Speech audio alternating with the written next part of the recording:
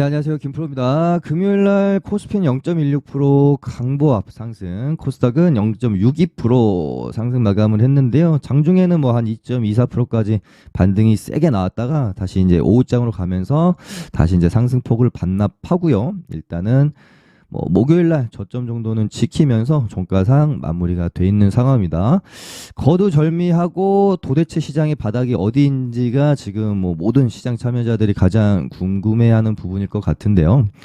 뭐 이런 어떤 뭐 차트적인 측면, 뭐 이평선이니 뭐 기술적 지표니 이런 부분들로 시장의 바닥을 정확하게 예측하는 건 굉장히 좀 무리가 있고요. 우리는 이제 정확한 예측보다는 어느 정도의 어떤 그 존이라는 표현이 맞을 것 같습니다. 무조건 우리가 저점을 따야겠다라고 생각하면은 저점을 우리가 이제 예측해서 이 구간 안에서 트레이딩 하기가 굉장히 어렵습니다. 그래서 어떤 영역을 놓고 이 구간 안에서는, 그러니까 이 구간 안에서 어디서 반등이 나올지는 모르겠지만 적어도 이길 수 있는 자리라고 판단되는 시점에서부터 그냥 뭐 분할 매수를 해 들어가는 그런 뭐 또 포지션을 잡는 게 지금으로서는 방법이죠. 그래서 항상 이런 어떤 저점을 예측을 해가면서 뭐 분할 매수로 좀 이렇게 대응을 해갈 때는 정말 이렇게까지 빠진다고 하는 구간까지 좀 기다려야 승산이 나오는 경우가 굉장히 많습니다. 그래서 제가 뭐 이제 다른 것보다는 그래도 굉장히 좀 확률 높게 보고 있는 뭐 지표 중에 하나라고 해야 될까요? 시장의 어떤 현상 중에 하나는 아마 요때 제가 방송에서 여러 차례 언급을 드렸던 부분인데요. 신용잔고를 보면서 저는 좀 그래도 확실하게 이쯤 되면은 승산이 있는 구간에 들어왔다. 요걸 어떤 캔들이나 뭐 어떤 가격적인 위치보다는 이 신용잔고를 보면서 판단하면 굉장히 확률적으로 안정감을 느낄 수가 있다라는 멘트를 좀 많이 드렸고요. 그래서 신용잔고 17조 최소한 중반, 좀 더 가면은 한 16조 후반, 요 정도까지는 일단은 이 약물고 한번 기다려 보고요. 요 정도의 이제 신용잔고가 진입을 하면 그때부터는 조금씩 한번 담아봐도 되지 않겠냐라는 말씀을 좀 드렸어요. 그래서 20조 언저리를 계속 유지를 하고 있다가 조금씩 이제 줄어서요. 그러니까 이제 17조 초중반, 그러니까 16조 정도 내려오면은 정말 베스트고요. 제가 이 16조라는 기준으로 잡은 것은 코로나 폭락장 이후로 이때 당시만 해도 뭐 한 10조 언저리 왔다 갔다 하다가 코로나 폭락장 저점 찍을 때 신용잔고가 6조 정도 됐습니다. 근데 이 이후로 시장 자체의 자금이 굉장히 불어나면서 파이가 엄청 커졌잖아요. 그렇기 때문에 요때를 이제 뭐 근거로 이제 이 이후로는 이때를 근거로 삼을 수가 없고 가장 최근에 있었던, 그러니까 2022년 지독한 하락장 끝에 찾아왔던 이 어떻게 보면 이제 대바닥이죠. 단기 이런 어떤 단기 쌍바닥이 아니라 오랜 시간을 거쳐 만들어낸 이런 대바닥 때 나왔던 신용잔고 수치가 15조 9천억인가 8천억 정도 됐습니다. 그러니까 딱 16조 정도 되겠죠. 근데 이때 당시에 신용잔고 16조의 시장이 바닥을 잡았다. 근데 지금은 어떤 지수의 가격대 자체가 요정 조금 더 위에 있잖아요. 여기가 이제 16조였는데 지금은 포인트 자체가 조금 더 위에 있기 때문에 이 여기서 이제 16조 대가 나오긴 좀 힘들 것이다. 그렇다고 하면은 한 17조 어라운드 언저리 주변에서 바닥을 좀 잡을 확률이 높지 않겠느냐. 그러면 또 이제 누군가 반대로 그렇게 말씀을 할 수가 있겠죠. 700이나 뭐 여기 전저점까지 또 다이렉트로 하락을 해서 결국은 15조 때 한번 보고 바닥을 잡을 수 있지 않겠느냐. 뭐 그렇게 말씀 뭐 하시는 분들도 있을 것 같은데요.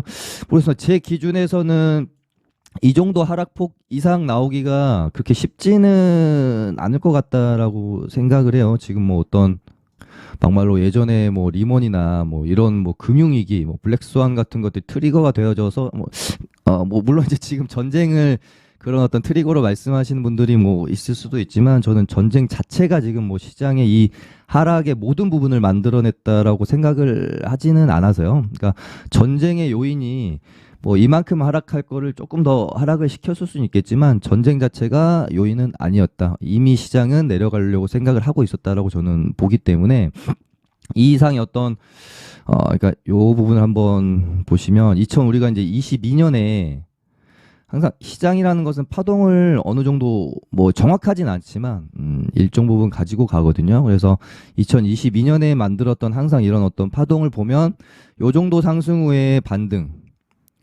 이게 수치로 따지면 한 20% 정도 하락 후에 크게 좀 반등이 나왔죠. 그리고 나서 여기서도 거의 뭐 비슷하게 이때는 20.5% 정도 하락 파동이 나오고 나서 크게 반등이 나왔죠. 그러면 이때 특징은 뭐예요?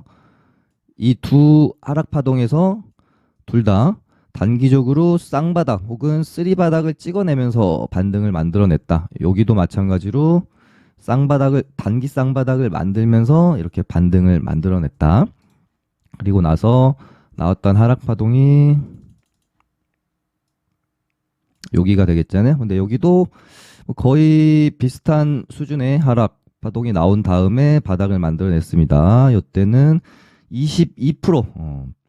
그러니까 이 세 번의 하락 파동 중에 또 가장 또 긴 하락 파동이 나오고 나서 이렇게 또 대바닥이 잡히는 모습이 나오죠. 근데 이때 보시면 단기적으로는 이때도 어떻게 보면 이제 헤드앤숄 역 헤드앤숄더의 모양으로 바닥을 한번 잡고 길게 보면은 이렇게 이제 대바닥 기간을 충분히 갖고 쌍바닥을 잡는 이런 어떤 대바닥을 보였기 때문에 2023년 들어서 이렇게 이제 장기 이평선들을 돌파하면서 굉장히 이런 뭐 긴 기간에 대세 상승이 나왔다라고 볼 수가 있는 거고요. 그래서 저는 22년에 거의 이제 일정하게 요 정도 하락이 나오면은 반등이 나왔었던 요 하락의 깊이 정도를 지금 이제 대입을 해보면 거의 지금 비슷한 수준은 나와줬다라고 보고 있습니다. 그래서 요때 이때로 비교하면 이제 조금 더 길 수 있잖아요. 이런 식으로 그렇게 봤을 때는 요 정도 그러면 적어도 요 정도 이제 사이클 750에서 725 요 정도에서는 우리가 그래도 이길 수 있는 승산이 있는 그런 포인트가 아닌가 그런 생각이 듭니다. 그래서 만약에 지금 계산이 목요일 것까지 나왔잖아요. 그래서 17조 6천억입니다. 그리고 이제 HTS에는 안 나와 있지만 금요일까지가 17조 4천억으로 제가 아까 확인을 좀 했고 그렇게 되면은 이제 목요일 금요일 여기서 혹시라도 한 번 정도 더 뭐 하루 이틀 많이 쳐주면 하루 이틀 정도 만약에 하락이 더 나온다라고 가정을 했을 때 16조대에 진입할 가능성이 매우 높겠죠. 그러면 여기서 바로 반등이 나와도 괜찮은 자리고요. 여기서 최악의 경우 하루 이틀 하락이 더 나온다고 하더라도 뭐 여기서 한 번, 여기서 두 번, 뭐 요 정도.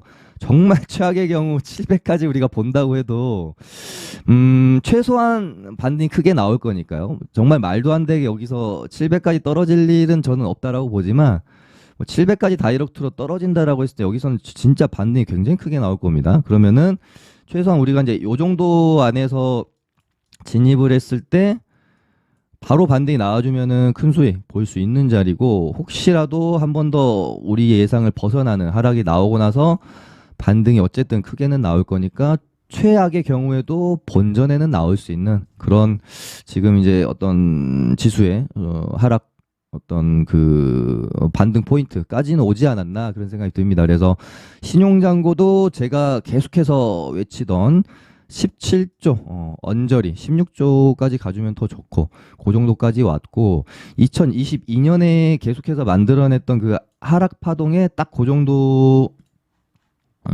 수준의 지금 하락 파동이 거의 이제 진행이 됐어요. 아까 이제 말씀을 드린 것처럼 요 정도 거의 이제 목구까지 왔죠. 거기다가 수급적인 측면으로서 우리가 이제 바닥을 잡을 때 항상 말씀드리잖아요. 시장이 오를 때 시장이 상승할 때는 외인이 이제 순매수 주체가 돼서 시장을 상승시키고 개인은 시장이 오르면 거의 다 이제 매도 포지션을 취하는 경우가 일반적입니다.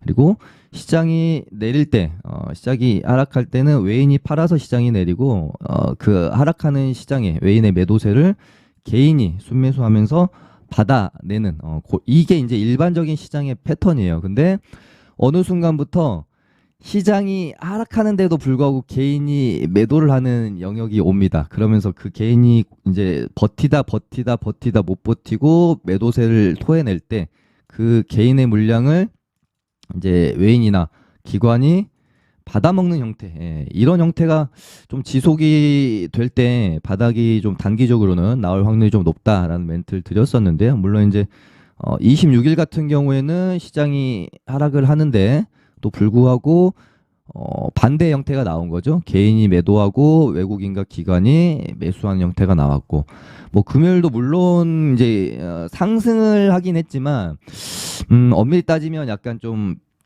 하락의 어떤 분위기가 조금 더 센, 물론 이제 그 수치적으로는 반등도 좀 크게 나왔고 하긴 했지만 어떤 우리가 이제 흔히 일봉상으로 깔끔한 이렇게 상승이 나온 봉은 좀 아니었거든요. 그래서 금요일도 뭐 분위기 자체가 막 그렇게 썩 좋진 않았는데 개인이 좀 매도세로 이렇게 나왔던 부분들 보면은 뭐 어떤 그 바닥이 가까워져 가는 그런 신호가 여러 군데서 좀 나오지 않았나 그런 생각은 듭니다. 물론 여기서 이제 뭐 큰 반등이 나왔다가 또 재차 저점을 뭐 깨면 그거는 뭐 할 말은 없지만, 어찌됐건 아까 말씀드리는 이제 공통된 부분은 요 정도 구간 안에서 내가 분할 매수를 해 들어간다고 했을 때 최소한 크게 잃을 자리는 아니다. 반등이 나와주면 그래도 괜찮은 수익을 올릴 수 있는 자리, 예상과 다르게 한두 번 더 빠지더라도 여기서 한두 번 더 빠지면은 큰 반등이 나올 거기 때문에 최악의 경우에도 그래도 본전에는 나올 수 있는 자리, 그러니까 지금 뭐 어느 정도는 오지 않았나. 그래서 다음 주는 한번 시장에 대해서 큰 반등을 기대를 좀 해봐도 괜찮지 않겠느냐 그런 생각이 들고요.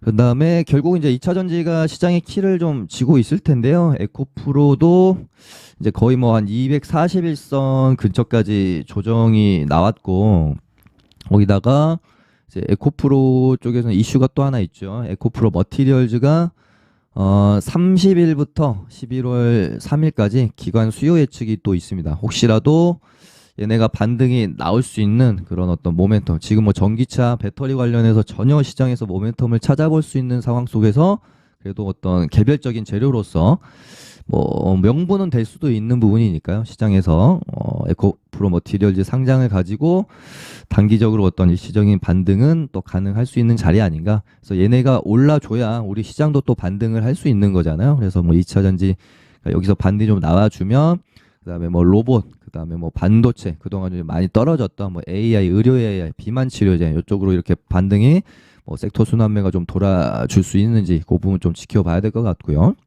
그다음에 반도체 같은 경우는 제가 일단은 뭐 금요일 날 이상하게 또 갭을 뜨길래 그러니까 목요일 방송에서 제가 그런 말씀을 한번 드리지 않았습니까? 반도체가 여기서 쉽게 이렇게 좀 돌파를 해주지는 않을 수도 있다. 뭔가 정말 완벽한 분위기, 그러니까 어설픈 시장 분위기 말고요.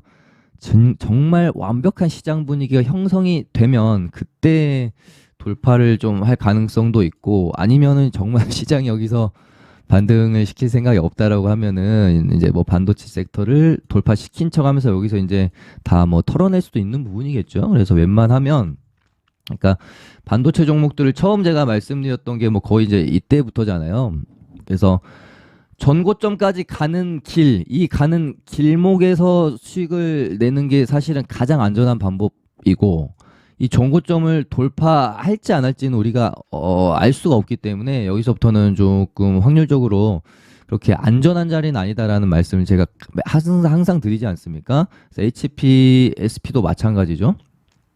뭐 이때서부터 방송을 제가 말씀을 드렸던 것 같은데, 시장이 안 좋은 상황 속에서도 반도체 애들이 거의 다 추세를 유지하고 있고 전고점 돌파, 신고가에 대한 기대감을 갖고 있어서 반도체 섹터가 좋아 보인다는 말씀도 여러 번 많이 드렸었죠. 그래서 여기서 이제 전고점까지 가는 기대감을 가지고 매매하는 게 가장 안전합니다. 여기서 여기를 이제 돌파할지 못할지, 여기서부터 이제 확률적으로 조금 떨어지는 구간이고 안전함이 좀 부족한 구간이죠. 그래서 저 같은 경우에는 이제 시장 상황이 좋을 때는 요런 데다 이렇게 갖다 붙여 놓으면 웬만하면 돌파가 나와요. 근데 지금 시장 상황이 좋지 않기 때문에 전고점을 돌파를 하기보다는 맞고 떨어질 가능성이 또 클 수가 있는 부분이거든요. 그래서 이럴 때는 완벽하게 돌파 후 안착하고 돌아 나가는 요 구간까지 기다려 주는 게 차라리 낫습니다. 그래서 아니나 다를까 금요일 날 갭 띄우고 또 음봉을 이렇게 미는 모습을 보면서 그럼 그렇지 니네들이 쉽게 가줄 리가 없지.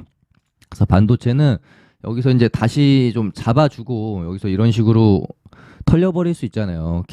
그 흐름 자체가 완전히 깨져버릴 수 있고 또 뭐 반도체 매도 때려버리면서 또 2차 전지 올리고 이럴 수가 있는 부분이거든요. 그래서 반도체는 조금 더 흐름을 확실히 지켜내고 일단은 대장인 한미 반도체가 정고점을 확실히 돌파해주는 모습이 나와야 반도체 섹터 전체적으로 여기서 이제 무너지지 않고 돌아 나갈 수도 있겠다라고 생각을 좀 해볼 수 있을 것 같고요. 그리고 반도체가 왜 중요하냐면 시장이 단순히 바닥만 잡고 단기 반등 나왔다가 끝나버릴 거면 아마 반도체도 무너질 확률이 높을 겁니다. 근데 시장이 여기서 바닥을 그냥 이제 저점을 확실히 잡고 대바닥으로 돌아 나가려는 생각이라면은 이렇게 다시 상승 파동이 나왔을 때 주도 섹터가 어찌됐건 필요하기 때문에 그때 반도체를 어느 정도 이제 주도 섹터로 써먹으려면 여기서 이제 무너뜨리면은 안 되거든요.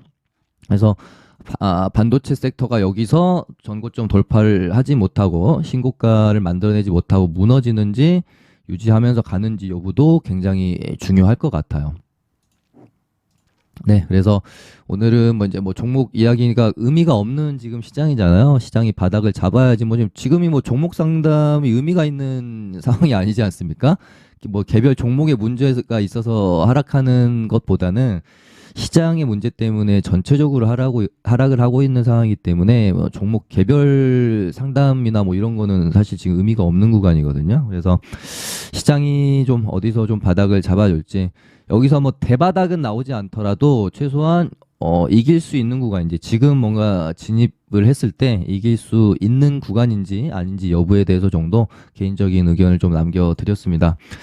뭐 반등이 또 나왔다가 다시 또 저점을 깨면서 저점을 보러 간다면 정말 뭐 신용장고 15조 대까지도 진입이 나올 수가 있겠죠. 하지만 일단은 뭐 여기서 이제 말도 안 되게 700까지 또 다이렉트로 하락이 나오고 뭐 이러기보다는 그래도 어느 정도 대응할 수 있는 정도의 반등은 좀 기대할 수 있는 자리에 이제 오지 않았나 그런 정도의 의견을 좀 남겨드리고요.